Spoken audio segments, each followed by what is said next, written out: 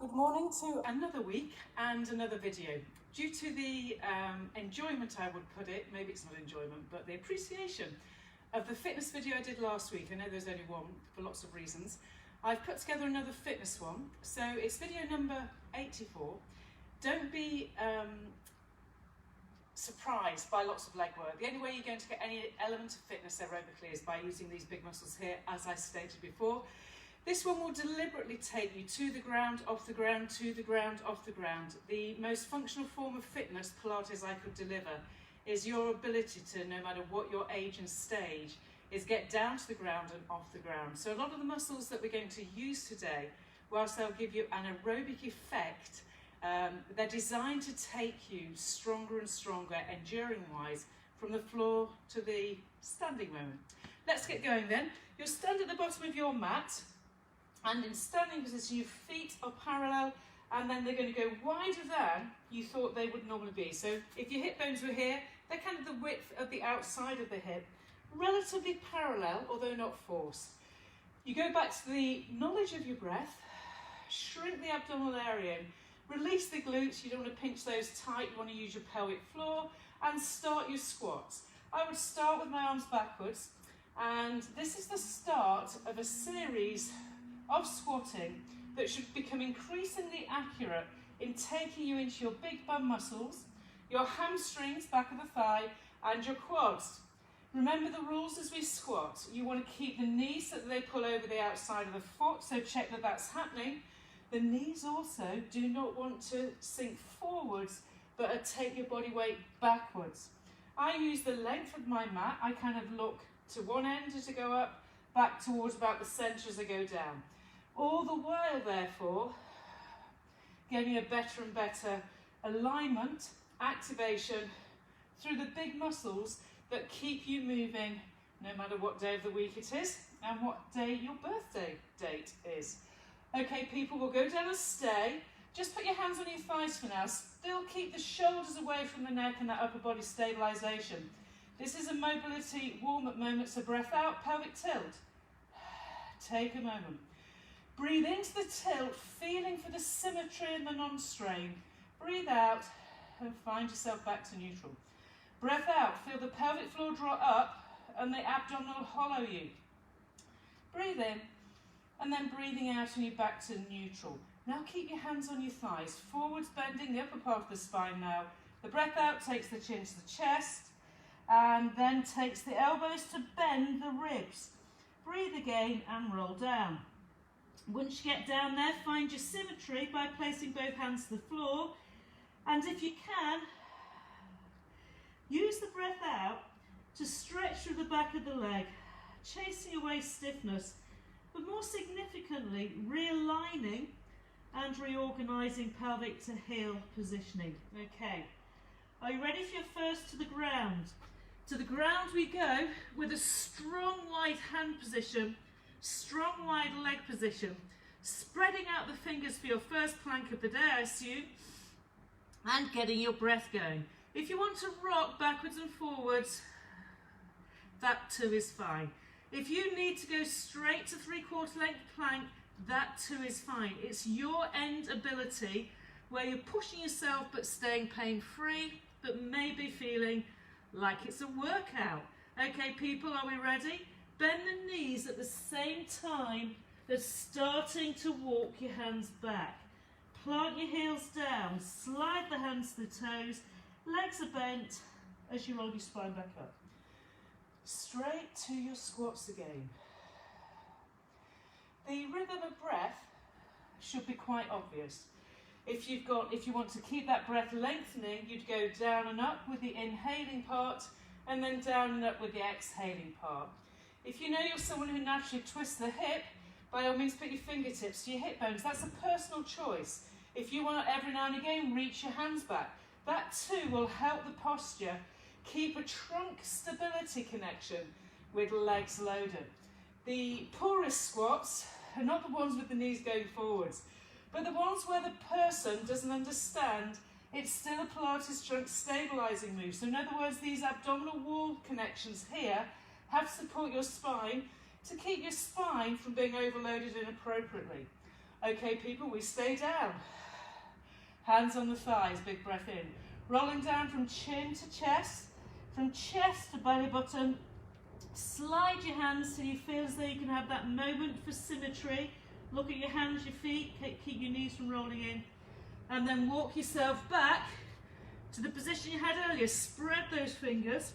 Now from this one, we're going to go feet together, feet apart. Keep your chest between your hands. Keep the ground pushing away from you. So you step together and step apart. Step together. All this while you're able to breathe and breathe. The next time your legs are apart, stay. Just let your head go down, look that they're equal, and then start to bend the legs as you start to let the body weight lift up. You're bent over your rib cage, find your heels, shrink your abdominals, and reverse spine rolling up. Guess what? We're into our squats again. The body, as it gets warmer, and it only gets warm with big muscle work and breathing, as it gets warmer, the movement in and out of a squat becomes more fluent. So you're inhaling and exhaling. Remember, the more you breathe and the better core connection you get, you actually unload the legs a little bit more. So you help the legs not feel as though they're left as the only thing being required to work. The Pilates breath, trunk stability, navel to spine. Remember, and also actually the slower you do these squats, the harder they are. I've realised I've picked up my pace because I'm too busy talking. So keep the squats slower than faster. You'll get a much better result. And remember the cueing to pull your thigh bones out slightly as you go down.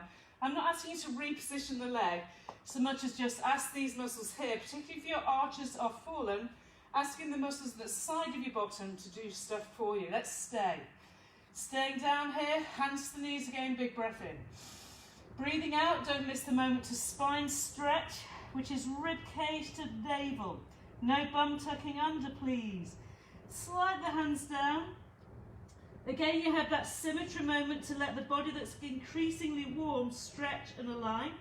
And then you have your into your plank. Stretching through the fingers. And then exhaling, pull the legs together and check that they are absolutely centered. We now do our 3/4 length knee lower. So you come back a bit, the knees tap, and you push. Now if you struggle, let the head look down. And don't tuck the bottom under, but bend the rib cage so that you can physically see where the legs go, and then pull yourself back, using the ground with the hands, using the trunk abdominals, pulling your thighs tight together. Last time, and then walk the feet apart again. Check. Start to bend the legs. Let the hands strongly take you back.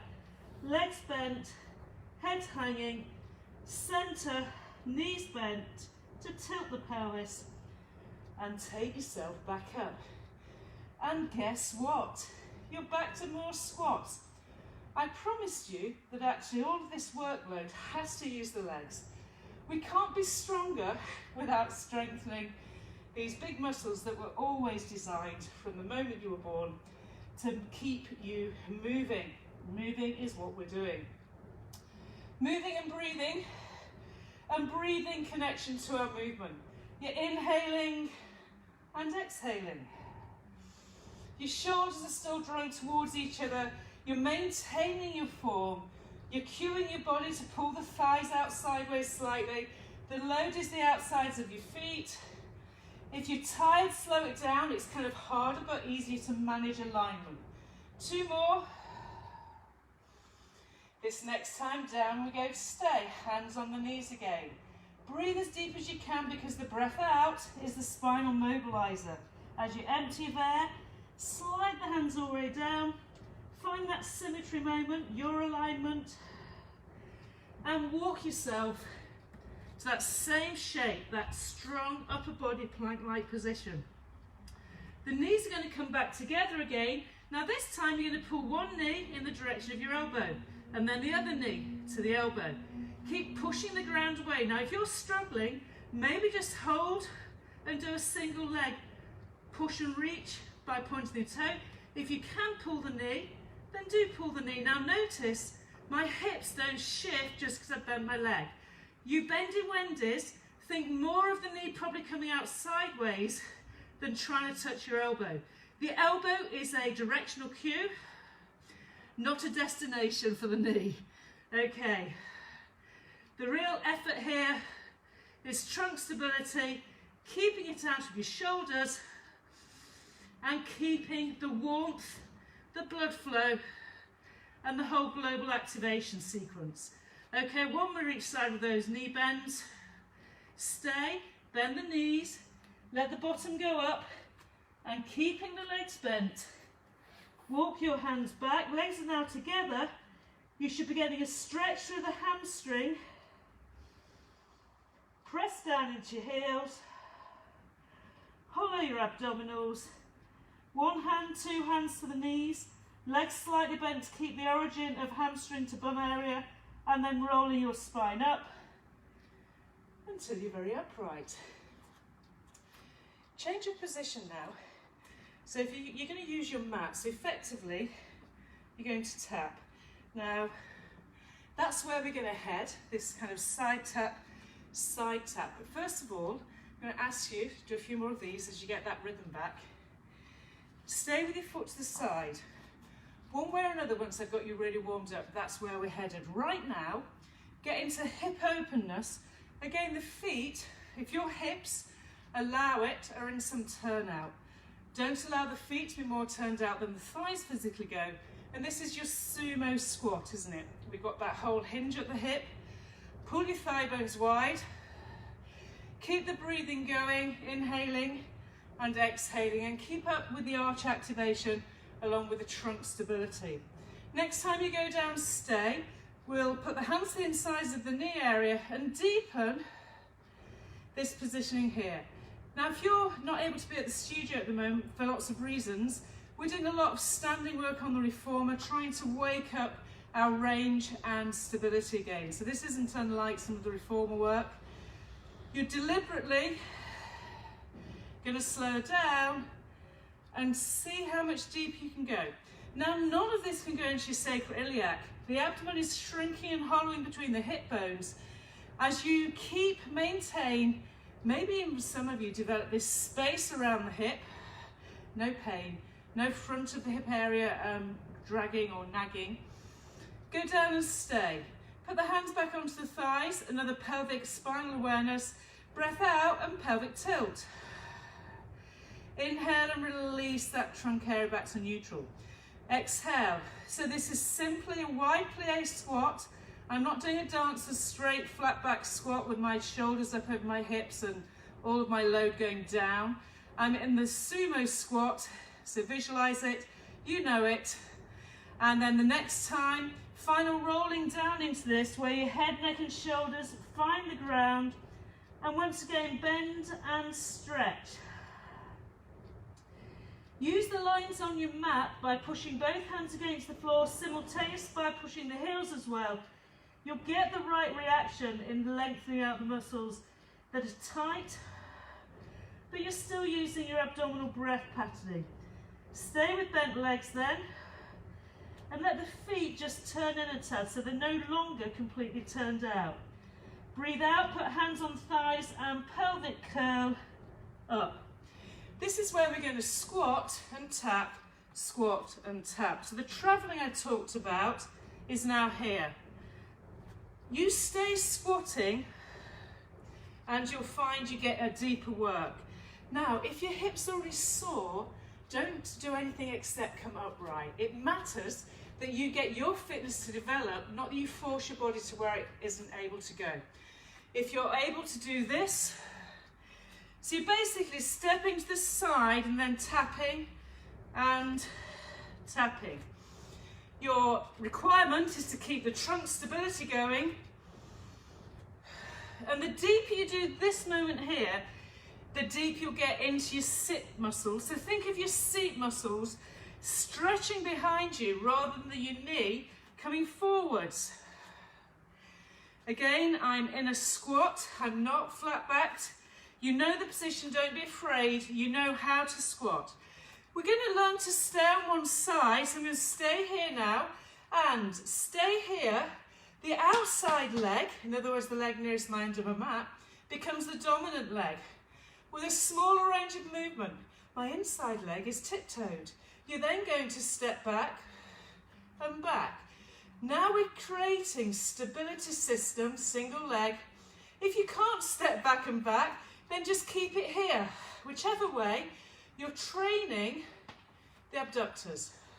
The knees doesn't go forwards. You can feel the ground under you. 2 more. And guess what? Go to the other side. Find that place. No leg from your left or your right will ever be the same. You still have to find the sweet spot where you know all the right things are happening. No tucked under bottoms unless you're lordotic, so you're just realigning.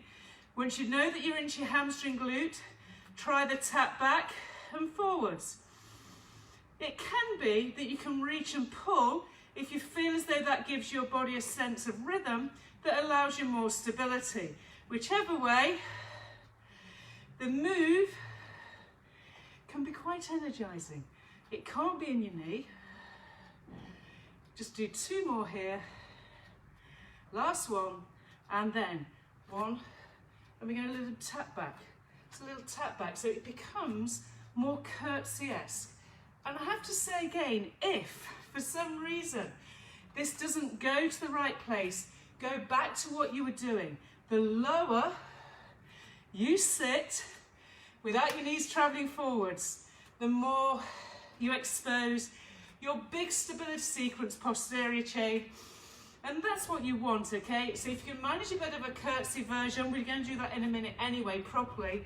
But right now I'm transitioning you. Okay, people, stay wide. In the wide place, stand. Remember how we do the star? So you squat and star. Deepen and push the ground away. Deepen. We were doing this on top of a mountain on Saturday. And deepen. Remember, the mat will always make you a little bit more wobbly, but that's beneficial in that you work harder with the stability in the ankle. So now, every part of your side bottom, back of the thigh system is working really hard. Everything's really engaged. Remember, the slower you go, we lean, the more poise, power, demand made for the muscle. We're going to stay this next side and do this. Do you remember? So we've been trying to establish, I taught it on Zoom the other day, and realised how possibly of all the moves, this shows up the lack of stability in the body. And I think the only way you're ever going to really keep this stabilising chain is to just do it every day. With your breath, with the awareness of the push and pull of the standing leg, the abductor leg lifts. It's not a kick of the leg that gets you to a balance, it's both legs doing their job. 2 more, 1 more, other side.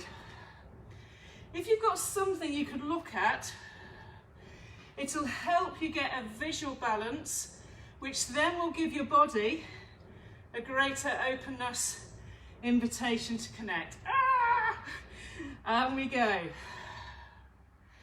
Both legs strong and strong. Oh! In some ways, yeah, it could almost be the harder you work, the more likely you are to overbalance. Go on, we can do this. So it's all side of the bottom, side of the thigh. The more trunk stability you're giving, the better the Pilates fitness you'll get, and the less like a gym body you'll have. 1 more after this. Last one, and let that go. Standing ready for roll down, we're going to ground again, so exhaling, Knees soften, you'll feel the muscles that you've woken up. Activate, roll, and find yourself onto hands and knees. Spread your fingers, have your knees together, know that you're in a true all fours position, and take this straight into your tricep dip. So the elbows go backwards. You don't suddenly let your abdomen belly hang. You've got to keep that whole shoulder stability system, and it'll only stay with the abdominals being part of it. Your elbows pull backwards against your ribs. Your chin pulls in to the throat. 2 more. Last time. Ease back, forearms down. Just have that moment where the lower back releases, because your next good position is the wide chest press. Hands are wider than the mat is, and you're lowering chest between thumbs, working a different part of the upper back and the back of the arm. Resist poking your chin forwards. And this move, even if you can't get to the ground with it, it matters more that you're feeling your body weight supported, sustained through the upper back, back of the upper arm, and your trunk assisting with your stabilizing. Okay, backwards you go again. Now put your forearms on the floor and still stay in what I call a semi-child pose. You should be sweating by now, and that's a really lovely thing, unless you're about to then teach more sessions. Whichever way, I'm taking you to plank on forearms. I'm going to go back to lining up my elbows under my armpit, not as wide as the mat is. You can have your hands, praying hands. You get your face going over the knee, over the nails of the thumbs, and check your knees are together. Breath out then. Hover the knees and stay.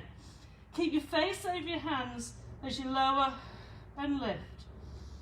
So you're priming everything to do with the armpit. Keep the face over the hands, and keep your breathing muscles core connecting you through the obliques. If you're unsure, keep the head down and watch those knees lower and lift. People, stay. Reach legs out, you're now into true plank, and then bend and. As you pull with the abdominals and the forearms, there's this slight movement, toing and froing, asking your abdominals to work with you. Last 2. Last 1. Put your knees down. Take your hands under your shoulders. Up you go into your downward dog. Get your heels to go as flat as you can, and walk. Bend the knees to return your spine back. We've now got curtsies to go through, so getting hair out of the face.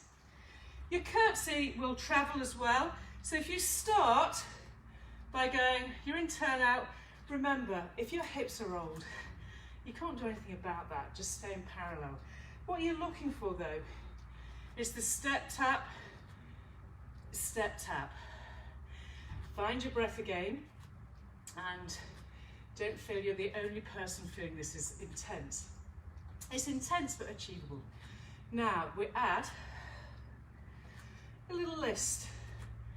So you do that little curtsy. Feel and focus on the move of loading the outside of the foot and loading the outside of the foot.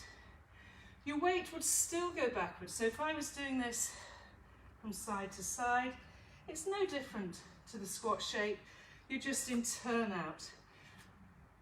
If you're comfortable and it's going not into anywhere but the side bottom, side thigh, then develop the range. Take it from side to side. The biggest issue, I think, with this movement pattern, as yoga balancers, is going into your toes. Try not to let the weight go to your front of foot. Yes, disperse the weight equally, but the sensation of your heel and the outsides of the feet taking a load matters. We're going to do some staying. So we're going to stay here and go 3, 2, 1. The front leg is loaded. And stay here going 3, 2, 1. Front leg loaded. So transferring for 3, 2, 1. And 3. She says 2, 1. Load the heel. Deepen. And deepen. As you keep this, you can see I'm overbalancing a tad. All right, stay this side and just stay. Breathing. You're now working into the side bottom. It's harder and harder. My back foot is that light that if I was to cue it, I could pull it off. So when you're deepening, deepening, deepening, notice that it's the front leg that takes your load. Same this side, deepen. And no two sides are ever the same, so this feels more connected to the whole of my abductors and is a much more, I think, holistic experience. This side kind of goes where it wants and shows me how much weaker this left-hand side is. The side I had surgery on just before Christmas. Okay, and I'm aiming for about 5 or 6 now.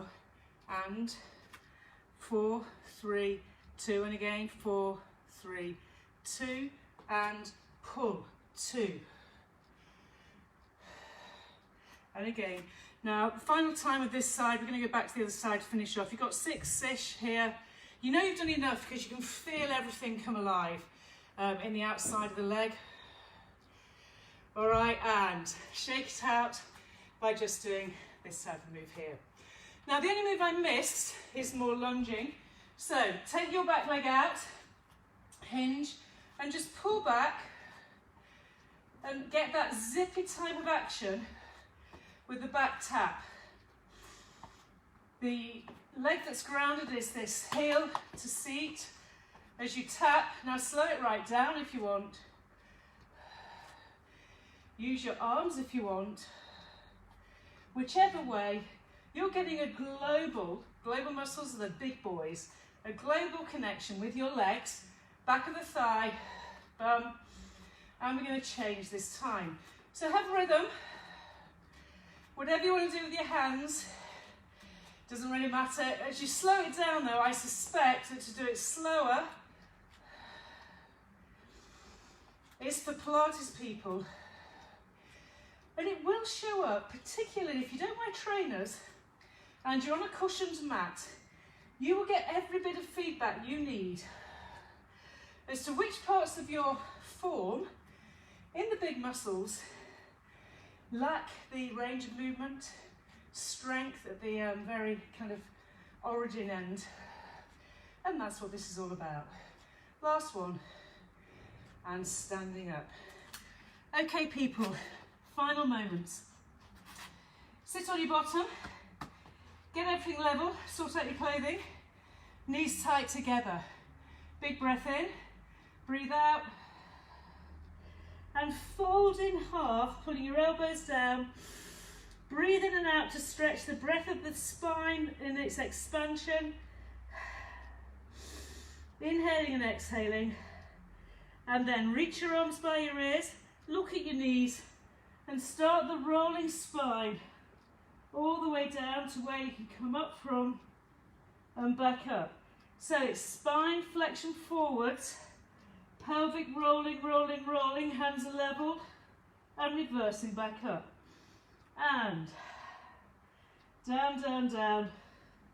Breathe and return. Here we go again. The heat that the legs have given your body should make the movement of the spine increasingly fluent. Down, down, down. Last time. Down, down, down, and stay. Imprint. I'm holding my thighs to help stabilise, getting some abs, pelvic floor, and then stretch the legs and bring yourself into a forwards reach. Now I could have finished this video with a section on the abdominals, but that would have taken from the aerobic core element. Video 81 will give you what you need for your abdominals. So if you want to do that after this session, because this was a 30-minute session aerobically biased, then that's what you need to do. Other than that, with limited time, I'd most certainly finish this activity. If I had to go to work now, I'd think, right, up onto your knees, let's get these big muscles here, flexors into quads, stretched with the backwards lean.